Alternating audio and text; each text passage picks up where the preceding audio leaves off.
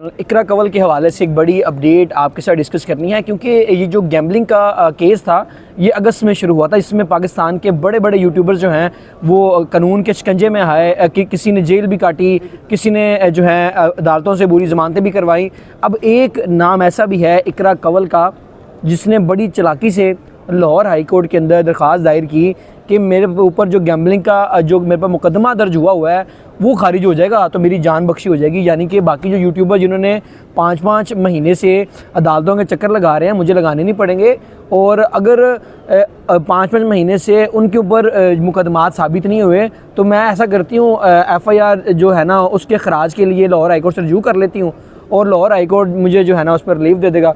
Lahore high court ने आगे से जवाब दिया। अच्छा, उसमें अदालत ने क्या रिमार्क्स दिए मैं ये भी आपको बताता हूँ। ये मुकदमा था गैम्बलिंग एप्लीकेशन का।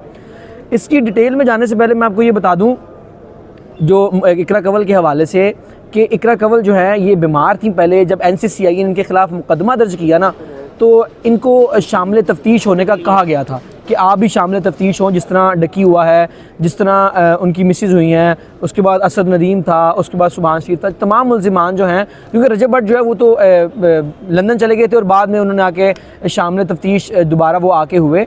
इनको भी कहा गया था कि ये आके शामिल तफ्तीश हों। इकरा कंवल की बात कर रहा हूँ, लेकिन इकरा कंवल शामिल तफ्तीश नहीं हुई।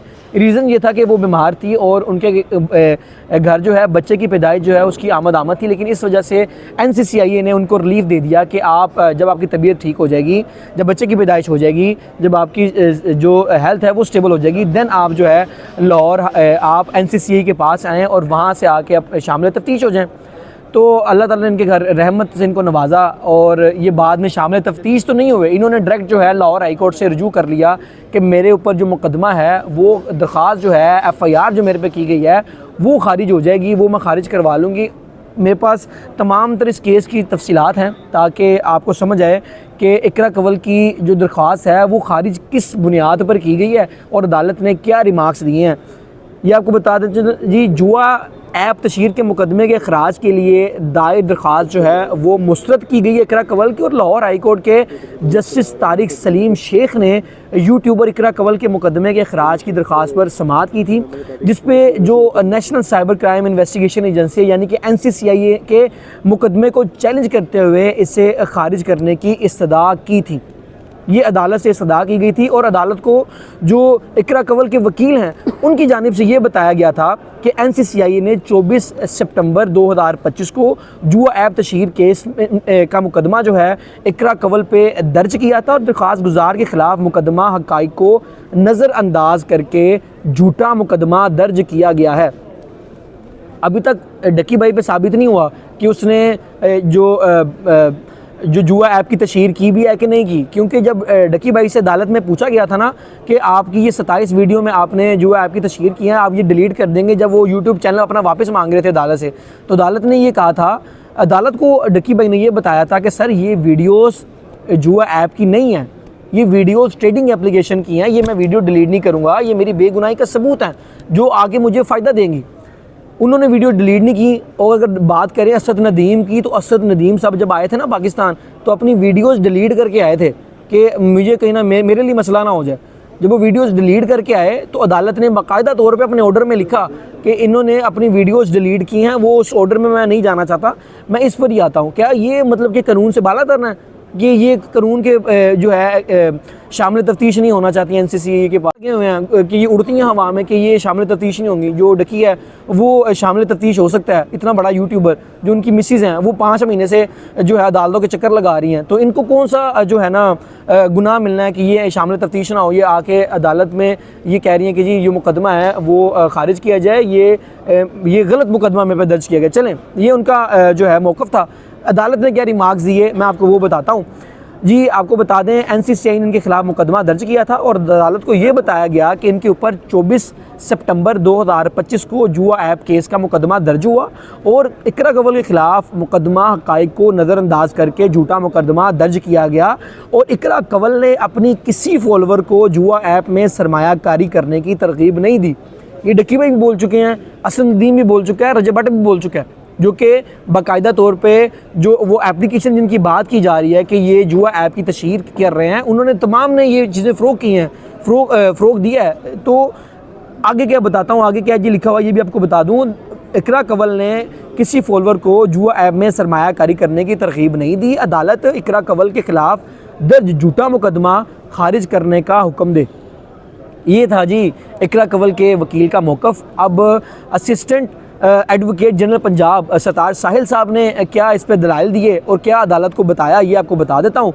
जो असिस्टेंट एडवोकेट जनरल पंजाब सरताज साहिल साहब है, उन्होंने दलाइल दिए कि मुकदमे के खराज की मुखालफत करते हुए ये भी बताया कि अदालत दर्ज मुकदमे की तफ्तीशी रिपोर्ट से पहले अखराज का हुक्म नहीं दे सकती। यानी कि अभी तफ्तीशी रिपोर्ट आई नहीं है, अभी तो तफ्तीश हो रही है। क्योंकि रजब भट्ट के ऊपर भी जो है ये है कि वो उनके वकील ने ये बताया कि वो शामिल तफ्तीश हो चुके हैं, वो अदालतों के चक्कर काट रहे हैं। डक्की भाई शामिल तफ्तीश हैं, वो अदालतों के चक्कर काट रहे हैं, उनका ट्रायल चल रहा है और उनकी मिसेज जो हैं वो 5 महीने से अदालतों के चक्कर लगा रही हैं, बुरी ज़मानत के ऊपर है।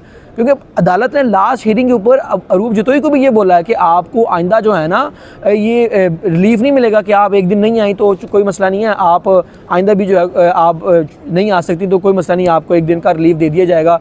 जो हाज़िरी माफ़ी की दरख्वास्त होती है, अदालत ने उनको सख्ती से मना किया कि आपको आइंदा रिलीफ नहीं मिलना, आपने अदालत के रूबरू पेश होना है।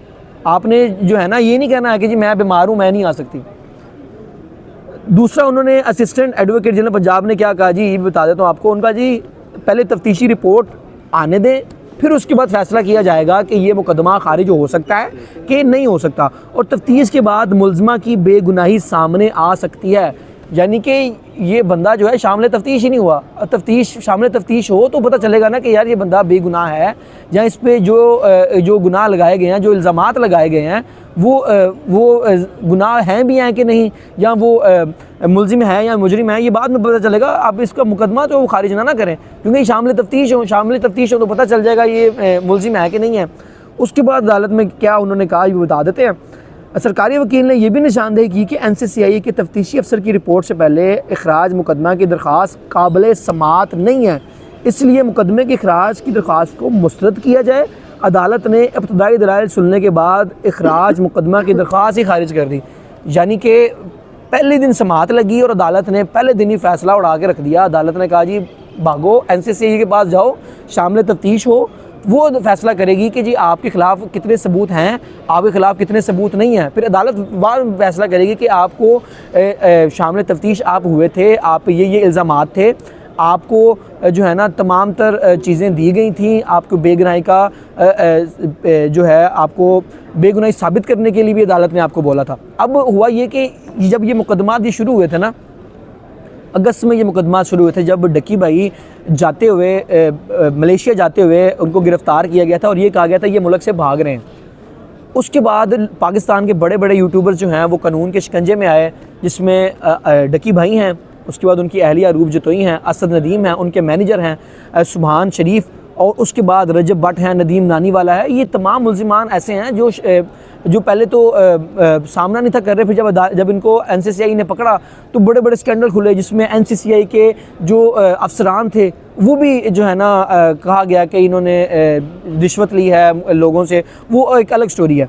अब NCCI ने इनके ख़िलाफ़ इनको शामिल तफ्तीश होने का कहा था, लेकिन इनको ये रिलीफ़ दिया था कि जब तक आपके बच्चे की पैदाइश नहीं हो जाती, आपको ये रिलीफ़ दिया जाता है कि जब आपके बच्चे की पैदाइश हो जाएगी, आपकी सेहत जो है आपको इजाज़त देगी, आप आएँ, आप शामिल तफ्तीश हों, आके शामिल तफ्तीश होते हैं, फिर वो अदालत ने फ़ैसला करना है कि जी आप मुल्ज़िम हैं या आप मुजरिम हैं। तो अदालत ने जी इस पहले दिन इनकी समाअत हुई, अदालत ने उड़ा के रख दिया जी। मज़ीद इस केस में क्या अपडेट होती है, क्या क्या चीज़ें सामने आती हैं, आपको बताते रहेंगे। मज़ीद अपडेट के लिए चैनल को सब्सक्राइब कर लीजिए। अपने मेज़बान आतिक रेहान को दीजिए इजाज़त। अल्लाह के बाद।